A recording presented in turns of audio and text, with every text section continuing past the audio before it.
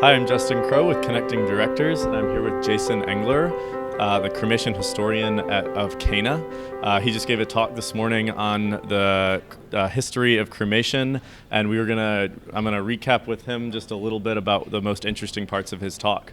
Thanks for meeting with us, Jason. Absolutely, it's an honor to be here. Thank Cool. you. Your talk this morning was awesome. Thank you. And there's a couple really interesting points that I wanted to reiterate for our readers here. Great. One of them was you talked about cremation movement in the late 1800s, and I was interested about how the cremation movement then compares to the cremation kind of movement or renaissance we've been seeing now, with cremation rising 25% over the last 2 decades, and like how those compare. Sure. So kind of to start, the cremation movement did begin in the 1870s. 1874 is when it was actually recordedly started.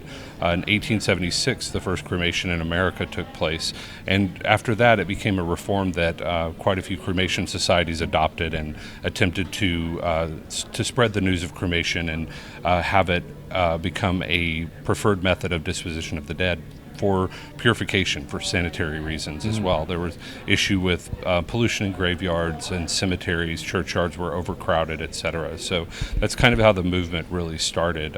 Compared to now, we have a similar kind of idea in that one of the things that cremation appeals to a lot of folks is its environmental impact that it has. And so the environmental impact, I would say, is how the two could relate.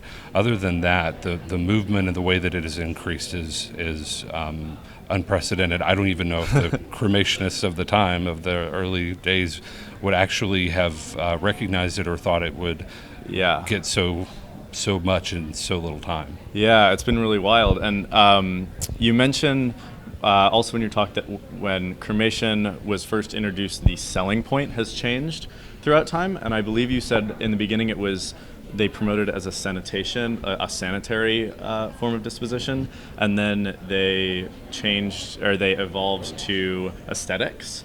And I was wondering if you can talk a little bit about that and where you think it is now.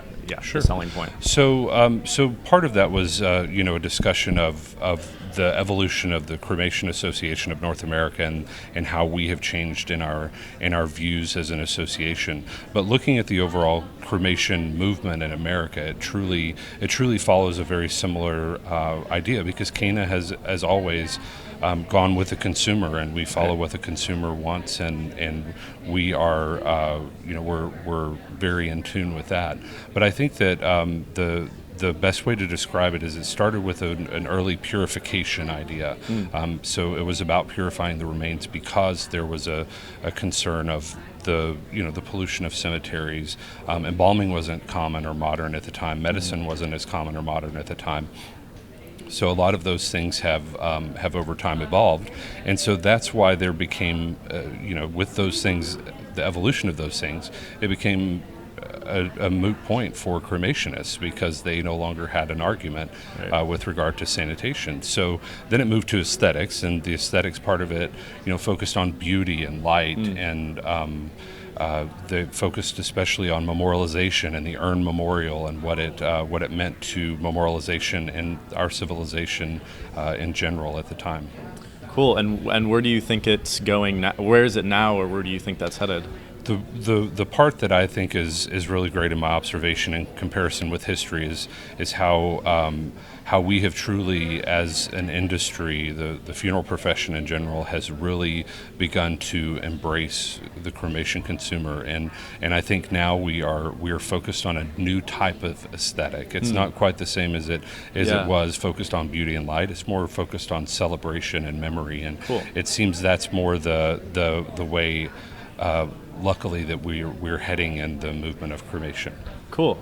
And this is the 100th anniversary of CANA, It is, right? that's correct. And so the focus is on the future, and one of the questions that has been circling around this conference is, what does the future look like for cremation? And I was wondering if you had a comment on what the future is for the industry. Sure. I think the future of cremation has a very there are a lot of challenges ahead as funeral professionals, and that's why it's so important for meetings like this that we can align, we can share ideas, we can share thoughts, because as consumer ideas change, we must adapt with those rules, and we must pay attention to what they're wanting, what they're needing.